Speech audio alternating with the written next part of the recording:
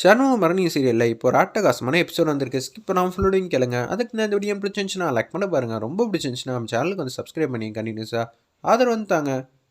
பரிசை வந்து நல்லபடியாக போட்டு முடிச்சிட்டாங்க நம்ம முத்துப்பாண்டிக்கும் அந்த புது பொண்ணுக்கும்.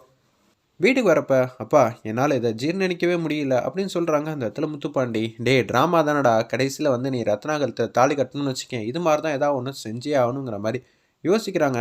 சரி, கல்யாண வேலையெல்லாம் வந்து தடபடலாக செஞ்சுட்டு இருக்கணும், அடுத்தது என்ன பண்ணலாம் அப்படின்னு சொல்லி யோசிக்கும்போது பொண்ணுக்கு மூர்த்த புடவை, சாந்தி மூர்த்த புடவை இதெல்லாம் எடுக்கணும்ல. ஆமாங்க, இதை பற்றி நான் யோசிக்கவே இல்லை. கல்யாணம் நம்ம பையனுக்கு தான் நடக்குது, கொஞ்சமாவது வந்து தெரியுதா இல்லையா அப்படின்னு சொல்லி கேட்குறாங்க. என்னது உங்கள் அப்பா இவ்வளோ ஆர்வமாக இருக்காங்க, என்னால் புரிஞ்சிக்கவே முடியலன்னு சொல்லி பரணிகிட்ட வந்து பேசுகிறாங்க. பொண்ணுக்கு நீயே புடவை எடுத்துருவியா? எனக்கெல்லாம் எடுக்க தெரியாதே, பொண்ணுக்கு என்ன கலர் புடவை இருந்தால் நல்லா இருக்கும்னு எனக்கு சுத்தமாக ஐடியாவே இல்லைங்கிற மாதிரி பேச்சா வந்து ஆரம்பிக்கிறாங்க அந்த இடத்துல முத்துப்பாண்டி. ஆமாம், எது பார்த்தாலும் உனக்கு காக்கி கலராக தான் தெரியும், இப்போ என்ன பண்ணலாம், பிசாம பொண்ணையே கூப்பிட்டு வந்து எடுத்தா என்ன? என்னடா பொண்ணை கூப்பிட சாக்கில் வந்து அடிக்கடி பொண்ணை பார்க்கலாம்னு நினைக்கிறியா? ஆமாம், பார்த்தா என்ன தப்பு, வருங்கால பொண்டாட்டி தானே, எந்த பிரச்சனையும் இல்லையா அப்படின்னு சொல்லும்போது, இதை எப்படி அவங்க வீட்டில் கேட்குறது, சின்ன சின்ன ஆசையை கூட உன்னால் நிறைவேற்றி தர முடியாதா அப்படின்னு சொல்லி கேட்கும்போது, அம்மா முத்துப்பாண்டியா இது, நான் கூட என்னமோ ஏதோ நினச்சேன், பரவாயில்ல இவனும் வந்து பாஸ் ஆகிடுவான் அப்படின்னு சொல்லிடுறாங்க அந்த இடத்துல நம்ம பரணி. அதே மாதிரி பொண்ணுக்கு வந்து ஃபோன் அடிக்கிறாங்க. இது மாதிரி மூர்த்த புடவையெல்லாம் எடுக்கணும், நீயே வந்து பார்த்து எடுத்தனா ரொம்ப நல்லா இருக்கும். சரி, அவங்க மட்டும் வந்தால் சரி வராது, ஒத்துமொத்த சண்முகத்தோட தங்கச்சியும் கூட்டிகிட்டு வந்துரு, அவங்களுக்கும் புடவை எடுத்து கொடுத்துடலாம். அதெல்லாம் சரி வராதுப்பா அப்படின்னு சொல்கிறாங்க. என்னப்பா, அதான் கல்யாணமே முடிக்க போகுது, இனிமேட்டு என்ன அப்படின்னு சொல்லி பாக்கியும் வந்து அவங்க வீட்டுக்கு வந்து போகிறாங்க நம்ம பரணி வீட்டுக்கு. அங்கே இருக்கிற தங்கச்சிங்க எல்லாருக்கும் வந்து புடவை எடுத்து கொடுக்கணும், வா எங்கள் வீட்டுக்கு வந்து கூட்டிகிட்டு போகலாம் அப்படின்னு சொல்கிறாங்க அந்த இடத்துல நம்ம பாக்கியம். அதெல்லாம் ஒன்றும் வேணாம், ஏய் இது கல்யாண பொண்ணோட ஆசைப்பா, எல்லாரும் வந்து ட்ரெஸ் வந்து எடுக்கணும்னு அவங்க ஆசைப்பட்றாங்க.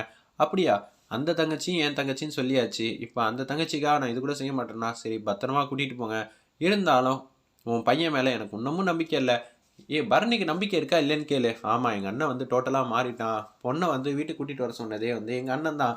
அந்த அளவுக்கு நல்லவனாலாம் ஆக மாட்டான், ஏன்னா ஒரு வாரத்துக்கு முன்னாடி வரைக்கும் என்ன மாதிரி பிரச்சனை பண்ணாலும் என்னால் நல்லாவே புரிஞ்சுக்க முடியுது, இப்போ மட்டும் என்ன மாறவா போகிறாங்கிற மாதிரி யோசிக்கிறாங்க. நீ எல்லாத்துலேயும் வந்து சந்தேகப்பட்டுட்டே இரு, ஆனால் இந்த விஷயத்தில் நானே உனக்கு நம்பிக்கை கொடுக்குற மாதிரி பேசுகிறேன், நிச்சயம் வந்து எங்கள் அண்ணன் திருந்திட்டானா இல்லையான்னு தெரில, ரத்தனாக்கு பல்லா வேற ஒரு பொண்ணை கல்யாணம் பண்ணிக்கலான்னு முடிவு பண்ணிட்டான் எங்கள் அண்ணன். அப்படி இருக்கும்போது இதெல்லாம் சாதாரண விஷயம்ப்பா அப்படின்னு சொல்லிடுறாங்க.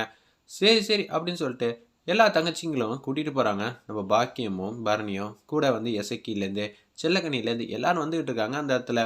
பொண்ணு மாப்பிள்ளைக்கு புது துணியெல்லாம் எடுக்கணும், ஞாபகம் இருக்குல்ல, பாக்கியம் அதுக்கேற்ற மாதிரி வந்து பார்த்து நல்லா எடுக்கணும், எவ்வளோ செலவாக இருந்தாலும் பரவாயில்ல, சவுந்தர் பாண்டிய வாங்கி கொடுத்த மூர்த்த புடவை தனியாக வந்து தெரியணும், சரியா?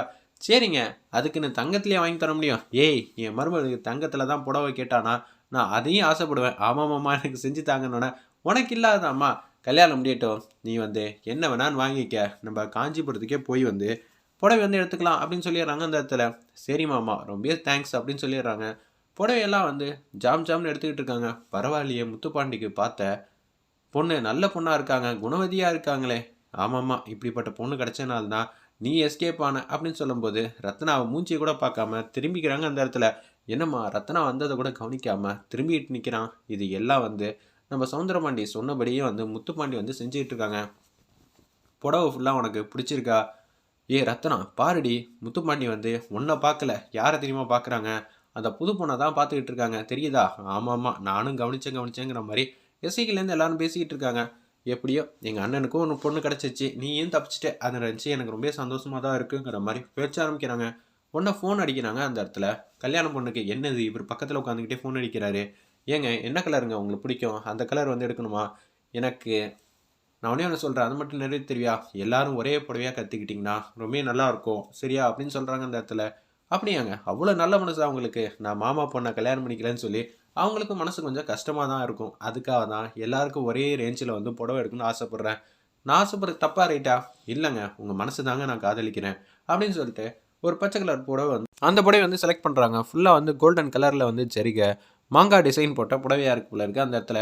அதை பிடிச்சிருக்குங்கிற மாதிரி முத்துப்பாண்டியே சொல்லிடுறாங்க. இதே புடவை எல்லாரும் வந்து வச்சுக்கிறாங்க, செல்ஃபி மாதிரி ஒன்று எடுத்துக்கிறாங்க அந்த இடத்துல. எப்படியோ இதே புடவை மட்டும் கட்டியிருந்தான்னு வச்சுக்கேன், ஈஸியாக வந்து தாலி கட்டிடலாம்.